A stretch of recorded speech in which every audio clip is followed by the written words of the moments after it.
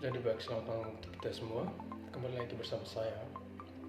Pada kali ini saya merilis sebuah buku dengan judul Pencapaian dan Mengajar Mahasiswa Kemiskinan, Strategi untuk Menghapus Celah Peluang Seni Pendidikan Multikultural oleh James Albertsen. Jadi baik, langsung aja. Sejumlah buku di zaman kontemporer juga menggambarkan definisi dan masalah budaya siswa berpenghasilan rendah.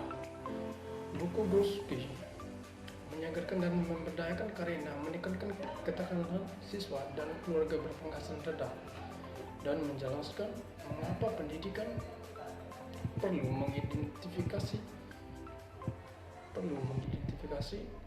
dan memeriksa sikap dan perilaku mereka terhadap siswa berpenghasilan rendah untuk mengubah persepsi mereka terhadap siswa miskin dan menciptakan ruang kelas dan sekolah yang merata di mana siswa berpenghasilan rendah dapat belajar dan berkembang. Brodsky menggambarkan betapa sulitnya bagi guru dan pendidikan lain untuk mengubah sikap dan perilaku kepercayaan mereka terhadap siswa berpenghasilan rendah dan keluarga mereka menjadi pendidik ekualitas berhubung. Ini adalah proses yang tersesat dan sulit karena stereotip dan kesalahpahaman orang miskin yang dilembagakan dan dilaksanakan di media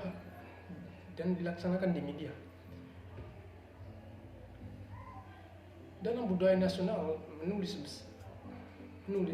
Dalam budaya nasional, Brodsky menggambarkan secara serius dan berkeringat bagaimana dia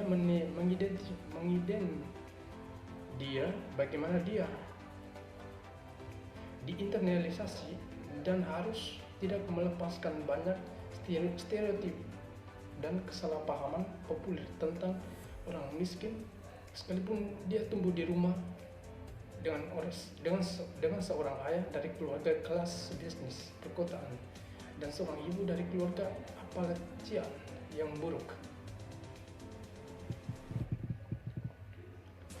Dia menggunakan contoh pribadi yang mencolok dan kuat untuk menggarisbawahi bagaimana kesalahpahaman, stereotip yang menyebar luas dan sikap negatif terhadap masyarakat miskin berada dalam masyarakat Amerika dan seberapa keras mereka untuk diatasi.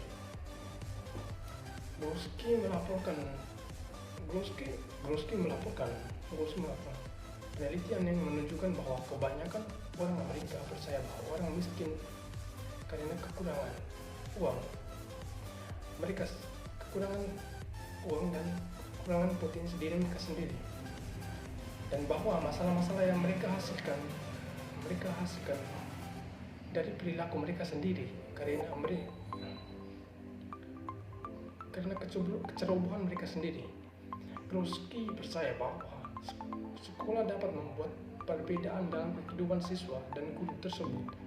Hal ini dapat menjadi pendidikan transformatif jika mereka mengumumkan dan mengubah sikap dan serta kepercayaan mereka tentang siswa miskin dan keluarga dengan mengganti konsepsi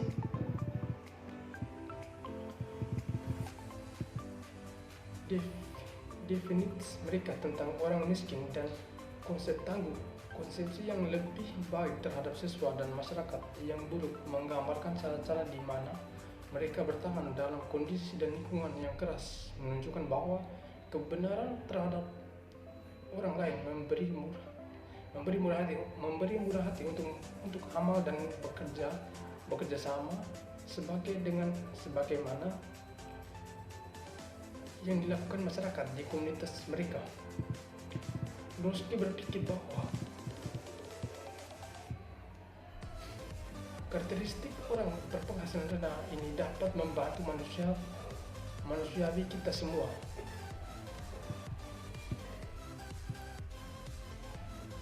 Penelitian untuk mendekonstruksi banyak mitos dan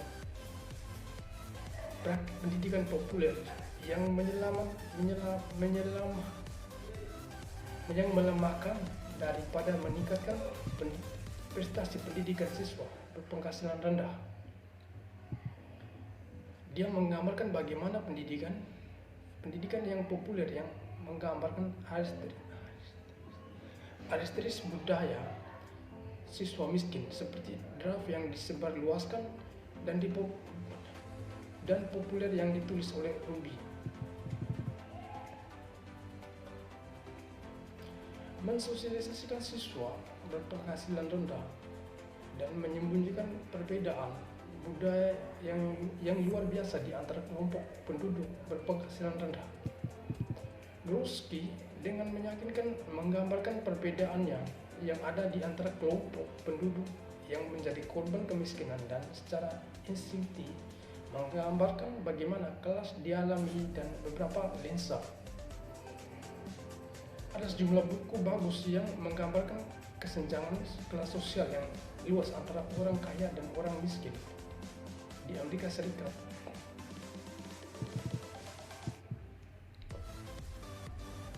Struktur yang membandingkan ketidaksetaraan dalam masyarakat Amerika Serikat terutama berfokus pada guru dan pendidikan lainnya yang dapat dilakukan di sekolah sekarang untuk menciptakan lingkungan belajar yang lebih adil untuk siswa berpenghasilan rendah. Dia mendapatkan rekomendasinya dengan meninjau ulang penelitian yang telah dilakukan selama beberapa dekade. Akibatnya, bukunya memiliki yayasan empiris yang kuat yang sangat memperkaya. Dia menunjukkan bahwa banyak sekolah menerapkan strategi yang dirancang untuk memperbaiki prestasi akademik siswa berpenghasilan rendah namun memiliki efek sebaliknya. Contohnya termasuk menghilangkan program musik dan pendidikan fisik. Saat penelitian menunjukkan bahwa program ini meningkatkan prestasi akademik siswa, terutama di antara siswa berpenghasilan rendah. Contoh lain adalah praktik yang luas untuk mengajar keterampilan matematika dan literasi tingkat rendah di sekolah dengan kejadian kemiskinan yang tinggi, sementara penelitian menunjukkan bahwa siswa dalam sekolah kemiskinan tinggi belajar terbaik saat mereka diajarkan keterampilan konseptual dan penalaran tingkat tinggi. Buku ini akan mendorong para guru dan praktis pendidikan lainnya untuk memikirkan kembali nilai-nilai dan kepercayaan sikap mereka tentang siswa miskin dan FAMI untuk secara kritis memeriksa banyak praktik yang dirancang untuk meningkatkan prestasi akademik siswa berpenghasilan rendah yang memiliki efek sebaliknya. Mengembalikan cara-cara di mana siswa berpenghasilan rendah dididik dan menerapkan cara-cara yang bijaksana untuk menciptakan ruang kelas dan sekolah di mana mereka akan mengalami ekuitas pendidikan akan sangat menguntungkan, meningkatkan populasi siswa dari beragam kelompok yang sekarang mendaftar di sekolah nasional.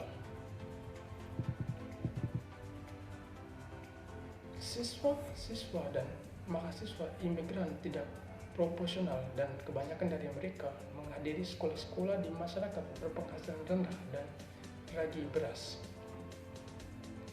Guru dan pendidik lainnya perlu menjadi pengetahuan dan terampil dalam mendidik siswa yang tinggal dan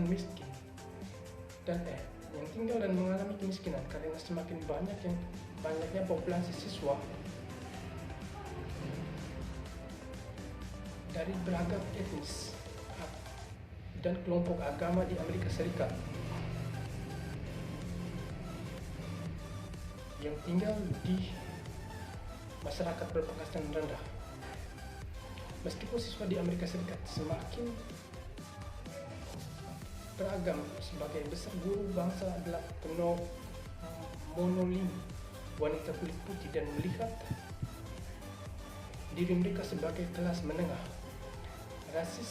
dan rasisme yang dilembagakan adalah faktor penting yang mempengaruhi dan menengahi interaksi siswa dan guru dari bahasa etnis dan kelompok kelas sosial. Kelas sosial juga merupakan faktor penting yang mempengaruhi